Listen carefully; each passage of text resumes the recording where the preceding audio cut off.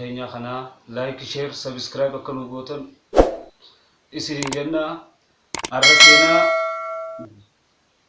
seenaa bal'aa bishaan barzaalaa isinii qabadhee dhufeetiin jira.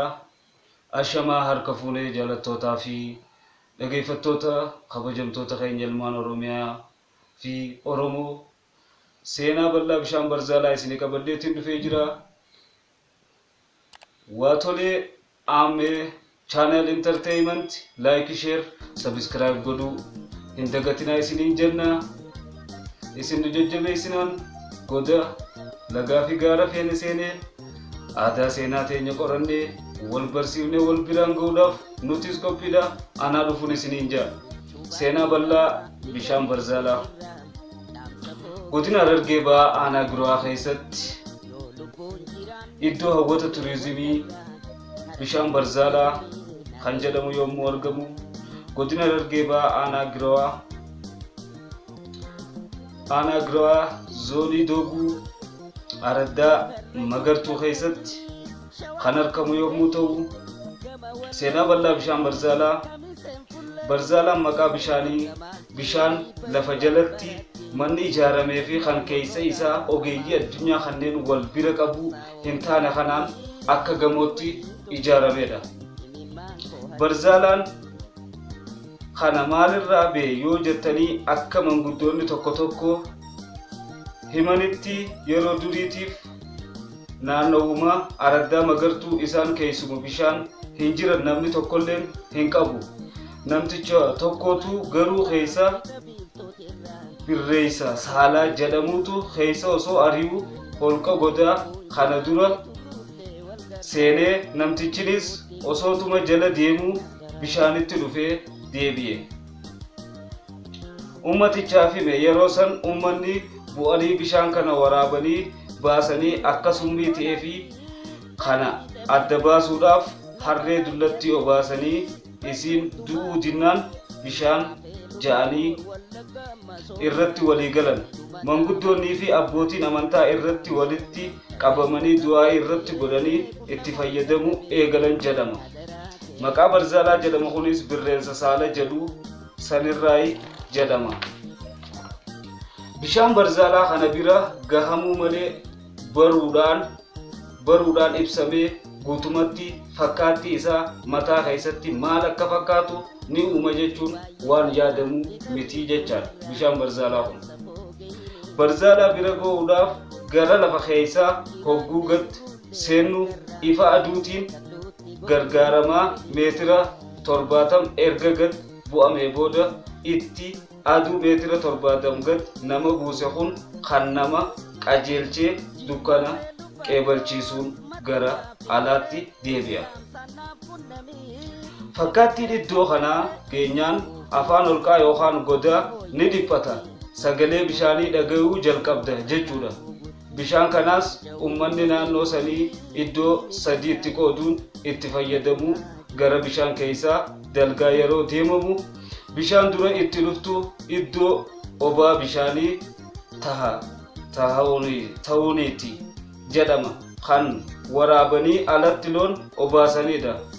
Kan birii yeroo meetira 20 hanga 30 keessa ol deemame kan itti seenamu iddoo miicataa yookaan dhiqataa jedhama. Kana bira dabaramee bishaan iddoo sadaffaa iddoo dhugaatiif waraabbatanidha. Yeroo kana jennu bakka bishaan irraa maddan bira geenye jechuu miti, hubadhaa. Bishaan barzaalaa kana bira gahameedhaa miti jechuudha. Iddoo sadeettuun kan waliigalteedhaan kaayamee yookaan daangeffamedha. Garuu keessi isaa bakka itti dhaabbatu hin beekamu, hubadhaa. Bakka itti dhaabbatu hanga ammaa wanni bishaan barzaalaa irraa beekame tokkolleen isaayyuu hin jiru jechuudha. Haa ta'u malee kan beekamu iddoo obaa bishaanii toon kanaan qaama hunkuftutti yaa'u qofa beekama. Holqa bal'aan dheerinni isaa iddoo itti dhaabbatu hin beekamu. Dalgaa fi hojjaan isaa meetira 20 hanga 30 kan hin caalle kan waraabuuf meetira 70 erga gad seenamee booda mana meeshaa ibsaa qopheeffatanitti gargaaramuuf huccuu isaanii ol saaqatanii yookaan baafatanii butaantiidhaan bishaan keessa deemu walii wajjin tahanii waraabbatu jechuudha.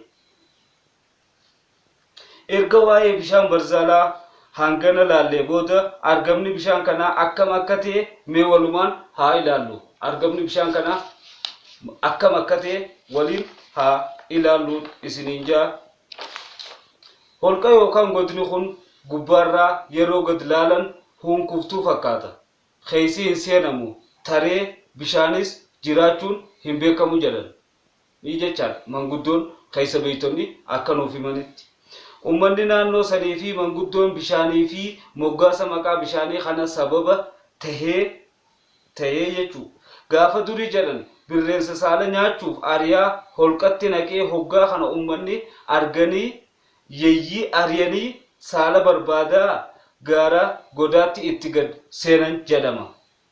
Yeroo kana sagalee godaa bishaanii dhagaan bishaan argide jedhanii gammadan. Bishaan kunis guddaa waan ta'eef kuni baharaa miti jedhanii kanaafuu bahara saalaa haa jennuuni jedhanii maqaa arraa barsaalaa yookaan barzaalaa jedhamu kana argate. Bishaan kanaas akkuma argataniin dhugaatiidhaaf itti hin fayyadamne. Kunis sababa malee miti. Maaliif bishaan kun kan dhugaatiif oolu moo kan summaa ta'e moo waan jaamu addaan baafachuudhaaf akka bishaan kana argataniin bishaan kana hatattamaan yeroo sanitti dhugaatiidhaaf ittiin fayyadamne jechuudha. Kanumaa wajjin wal qabatee sababni isaas bishaan kun lafa jalatti holqa yookaan goda keessatti waan argeef summaa'uu hin dhabu waan jedhanii shakkuu eegalan maal akka godhuu qaban irratti manguddoonni mari'atan. Yaada saayinsaa ta'e irratti walii galan bishaan kana dura saree fi harree dulloomte obaasanii yaalii godhanii yaaliin godhan kun humaa hin taane jechuudha. Yaalii taasisanii jechuu jalqaba irratti. Haa ta'u malee itti aansanii loon dulloome obaasanii humaa hin taane yaalii sadaffaa irratti namni dulloome akka dhugu irratti walii galan. Kunis nagaya. Kanaan booda yaalii hedduu kana irratti miidhaa tokkollee kan hin geessisin namni hundi dhuguu qaba jedhanii manguddoon Oromoo naannoo sanii akka dhugumu murteessanii bishaan barzaalaa dhugaatiif oole jedhan. Yaalii kana irraa wanti hubachuu qaban dhugumaan dubbachuuf uummanni Oromoo kun bu'uura saayinsii addunyaati yoo jenne soba hin ta'u. Hubadhaa seenaan bishaan barzaalaa kana tokkoffaadha jechuu. Isa kanaaf seenaa bishaan barzaalaa qorannee hin xumurree kutaatti aanu keessattis isiniif qabannee dhufaa jirra. Isa kanaaf aadaa seenaa iddoo hawwata turizimii keenya qorannee biyya teenya addunyaa akka beeksifannu aanasi osoo hin jiin hunduma keenya aadaa seenaan artiin teenya afaan keenya nu hunda laallata waan ta'eef wal cinaa dhaabbannee wal utumnee wal deeggarree walii wajjin taanee aadaa fi seenaa keenya guddisuun dirqama keenya hundaati jechuudha. Kanaafuu miseensa chaanaalii keenyaa kanaa namoonni ta'uu barbaadaniif kan taatanii jirtanis yaada nu jajjabeessaa nu bira dhaabbadhaa. Like, share, subscribe godhuu hin dagatinaa. Kanaafuu nutis aadaa seenaa teenya qorannee lafa jirru irraa wal barsiisuun dirqama keenya hundaati.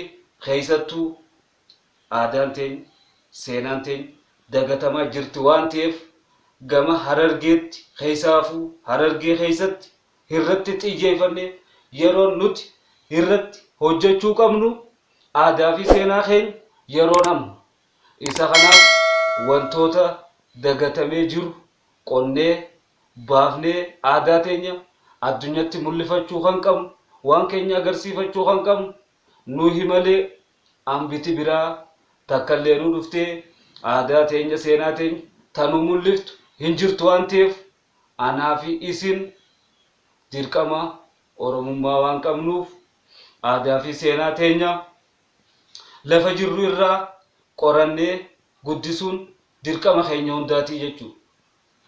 Kanaafuu wal jajjabeessuudhaan wal cinaa dhaabbachuudhaan wal deeggaruudhaan bakka irratti dogongorree irratti wal gorfachaa wal sirreeffachaa khafaaga keessaa beefaa gaddeeffachaa waliin aadaa artii teenyaa guddifnu jaa chaanaalli keenya Waatole ame entertainment kan jedhu subscribe gattuku hin dagatinaan isin jaalannaa isinin jaaladha lammitiyya munilleen baala qaba akkuma jedhan anis isin malee humaata kan qabu horaa naa bulaa naa bara kaddaan isinin jaa horaa bulaa